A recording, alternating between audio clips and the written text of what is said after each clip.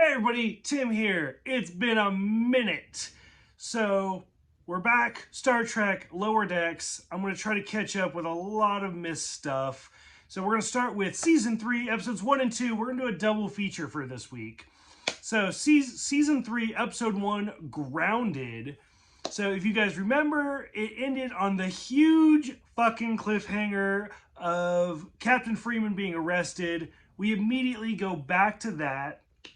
A lot of the main plot is really entertaining. And it's the little things. It's the tiny things that, like, for example, that Orville would point out, like when Mariner's going off, and like that big ugly yellow thing. As somebody who lived in San Francisco for a long time, I was like, that was the Golden Gate Bridge. No one drives anymore. Why is it even there? Like, I was like, okay, that is a good point. I feel you there. The little nods, like Boimler being in the Picard outfit from the series finale of The Next Generation, all good things. And even him being at a vineyard, but he makes raisins. I was like, that's pretty good. And the fact that he's like a sex god. And I mean, honestly, like Jack Quaid is really attractive. So I was like, I get it, but it was kind of funny to me. Some other little ones like Cisco's kitchen. I honestly don't know if they even said if they were in Louisiana or New Orleans or anything, but the fact that it was Cisco's kitchen, I'm going to hope that it was. And then that Rutherford was actually in like a Jake Cisco outfit. It was mirrored. It wasn't the exact same. But I was like, that's really kind of clever. Like that all has to be planned.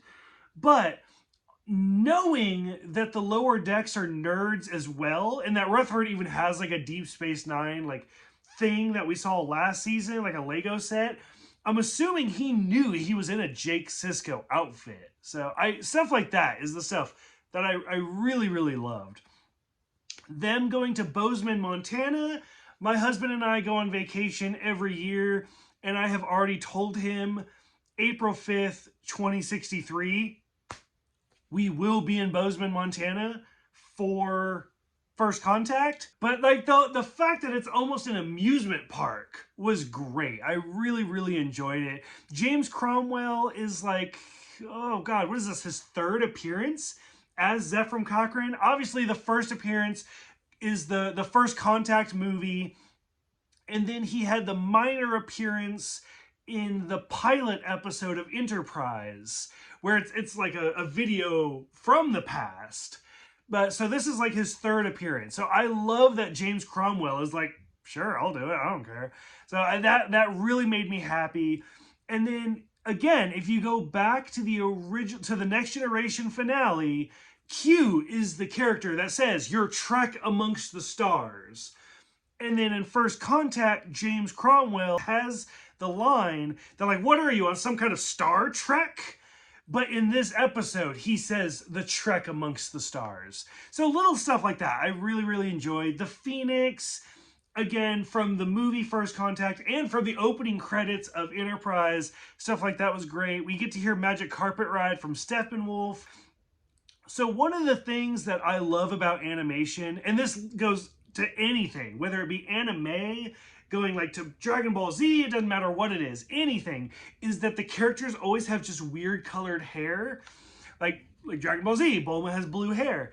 And the fact that Boimler has purple hair and nobody questions it. Everyone's like, that's a cartoon, who the fuck cares? And then when they're going through the records and he's like, people are starting to know or whatever about the purple hair dye and that his real hair color is, and they cut it off. I was like, that's great. Probably my favorite part of the episode, that it's a flashback to a previous Lower Decks, that nobody knows what's going on with the upper decks, with the bridge crew. There was the whole episode last season where a bridge crew member got killed and then comes back, and everybody's like, how did he come back? Well, I mean, it's a bridge crew, who knows? In this one, like, Freeman gets freed. Like, she was proven not guilty because I just lost his name. Frasier from the Time Loop episode cleared her, and Tuvok made an appearance.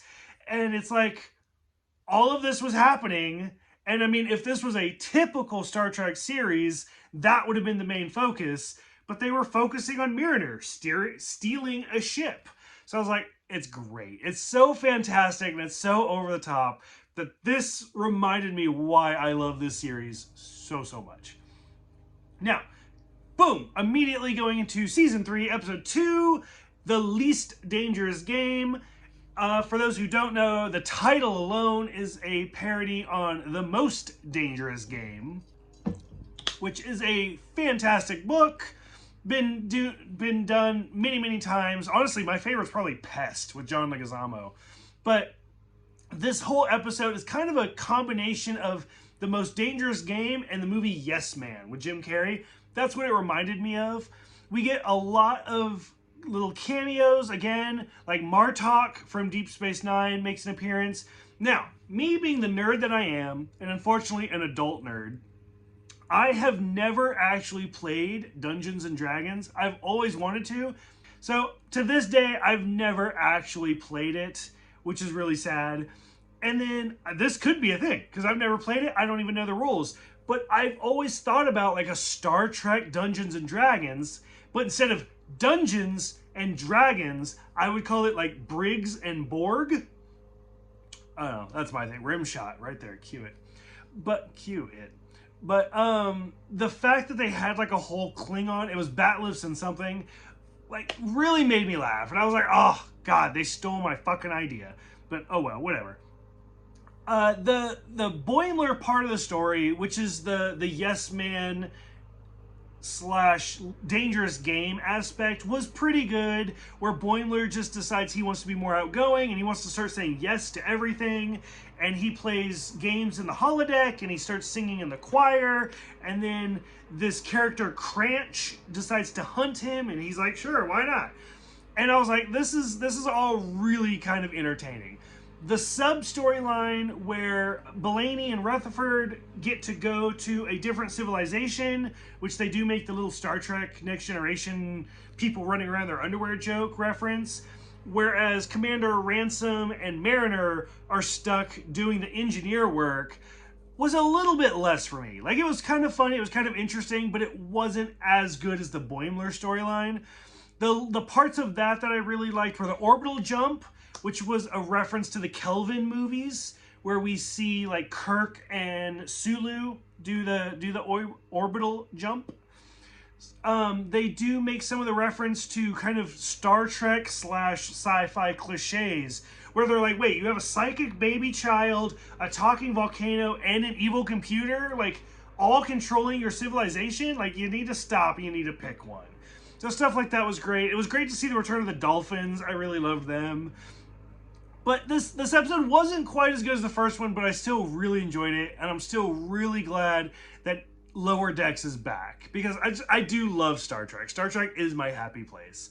So I'm curious what you guys are thinking of Star Trek. I'm going to try to get back on board and doing these like once a week as the episodes come out, as well as some other stuff like Strange New Worlds that I'm behind on. Go ahead, let me know what you guys think of Lower Decks. Thank you guys for watching. Thank you guys for subscribing, and I will see you guys next time.